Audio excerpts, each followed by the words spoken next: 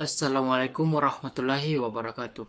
Saya Muhammad Fuad Ashar Yusri dengan NIM 23044111105. Pada video kali ini, saya akan membuat video presentasi mengenai kartografi dan penginderaan jauh untuk memenuhi tugas sistem informasi geografis. Langsung saja kita masuk ke materi yang pertama, yaitu apa itu kartografi? Secara harfiah, kartografi terdiri dari dua kata, yaitu karten dan grafien. Karten berarti kartu dan grafien berarti menulis. Namun, secara ilmiah, kita mengenal kartografi sebagai ilmu yang mempelajari mulai dari cara pembuatan, menganalisis, hingga memanfaatkan peta. Jadi, titik dari sebuah kartografi ini yaitu peta. Jadi, apa itu peta? Peta adalah gambaran dari rupa bumi atau muka bumi yang digambar di atas kertas atau suatu bidang data. Namun di sini ada masalah karena bumi bulat sehingga harus mentransmisikan atau mengubahnya ke dalam bidang datar. Maka akan terjadi yang namanya distorsi atau sedikit penyesuaian. Nah, dari kumpulan beberapa peta ini bisa kita kenal dengan yang namanya atlas, yaitu kumpulan dari peta yang dibukukan. Ada juga bentuk bumi yang digambarkan dengan bentuk globe, yaitu miniatur rupa bumi yang disebut juga bola dunia. Selanjutnya ada prinsip peta. Yang pertama ada menyatakan posisi atau lokasi suatu tempat pada permukaan bumi yang dinyatakan dalam koordinat, yaitu garis lintang dan garis bujur, dan ketinggian tertentu, yaitu ada longitude, latitude, dan altitude.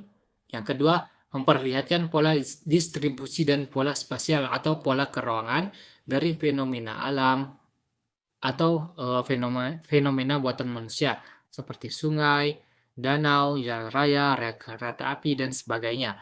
Yang ketiga, merekam, menyimpan data dan informasi muka bumi serta memvisualisasikan data dan informasi muka bumi menjadi peta. Selanjutnya ada fungsi peta. Yang pertama, memperlihatkan posisi atau lokasi suatu tempat, baik lokasi absolut melalui garis lintang dan garis bujur, maupun lokasi relatif dengan wilayah lain. Yang kedua, memperlihatkan ukuran luas maupun jarak dengan perbandingan skala. Misalnya ingin menentukan jarak dari B lubang ke O dengan menggunakan skala yang misalkan dari peta. Yang ketiga, memperlihatkan bentuk atau unsur yang terdapat di permukaan bumi, seperti gunung yang bersimbolkan segitiga, sungai yang berwarna biru, dan laut. Yang keempat, mengumpulkan serta menyeleksi data muka bumi dan menyajikannya dalam visualisasi data. Yang kelima, dapat dimanfaatkan untuk pembuatan rencana tata ruang wilayah, rencana pembangunan, dan pembuatan sistem informasi geospasial. Nah, di sini ada unsur peta. Yang pertama judul peta, yaitu di sini judul peta yaitu peta administratif Kota Palopo. Yang kedua garis tepi, yaitu garis yang membatasi antara peta dan garis kertas kosong.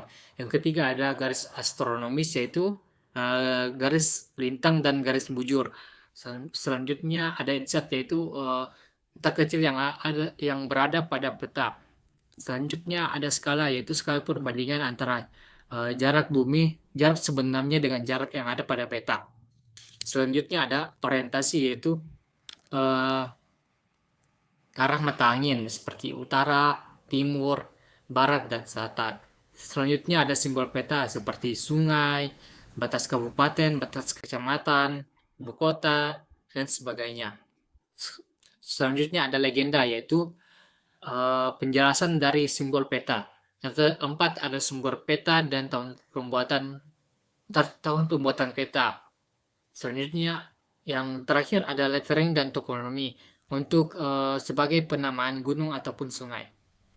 Selanjutnya kita masuk ke materi penginderaan jauh. Jadi apa itu penginderaan jauh? Penginderaan jauh adalah suatu teknik dan seni untuk memperoleh informasi objek dari jarak jauh tanpa kontak langsung dengan objek, gejala, atau daerah yang akan dikaji. Jadi kita akan menggunakan sensor. Nah, di sini komponen penginderaan jauh ada sumber energi, ada targetnya, dan ada sensor untuk merekam data. Kemudian ada yang menerima data. Di sini interpretasi citra dan perekaman tenaga dan objek oleh sensor akan mendapatkan hasil data atau citra. Data ini kemudian diolah dan dianalisis untuk mendapatkan informasi. Proses ini disebut juga dengan interpretasi citra. Alat manual yang digunakan untuk interpretasi citra disebut juga dengan stereoskop. Selanjutnya ada unsur-unsur interpretasi citra. Yang pertama ada rona. Rona adalah tingkat cerah atau gelap pada suatu objek yang terdapat pada citra. Contohnya adalah patokan warna gelap sehingga pasir menghasilkan warna terang. Berikutnya ada warna. Warna adalah wujud yang tepat oleh mata dengan menggunakan spektrum sempit, lebih sempit dari spektrum tampak. Contohnya, tubuh perairan dapat dikenali dengan warnanya yang biru. Warna atap tampak coklat karena terbuat dari ganteng yang dicat. Selanjutnya ada bentuk. Bentuk adalah atribut yang jelas sehingga dengan bentuknya saja dapat dikenali objeknya. Contohnya, sungai dapat dikenali dengan bentuknya yang berkelok-kelok. Selanjutnya ada ukuran. Ukuran adalah atribut objek yang meliputi jarak, luas, volume, ketinggian tempat, dan kemiringan merek. Contohnya, ukuran pabrik dapat dikenal dengan ukurannya yang lebih besar dari pemukiman yang relatif kecil. Selanjutnya ada tekstur. Tekstur sering dinyatakan dengan kasar halusnya suatu objek. Contohnya, objek hutan pada citra memiliki tekstur yang kasar karena menunjukkan variasi pinggir rendahnya pepohonan atau kepadatan yang relatif jarang. Selanjutnya ada pola. Pola atau susunan keruangan adalah ciri yang menandai bagi banyak objek bentukan manusia atau beberapa objek alamiah. Contohnya pemukiman yang menepati area sepanjang jalan atau sungai atau biasa disebut dengan pola linear. Selanjutnya ada bayangan. Bayangan bersifat menutupi atau menyembunyikan suatu objek.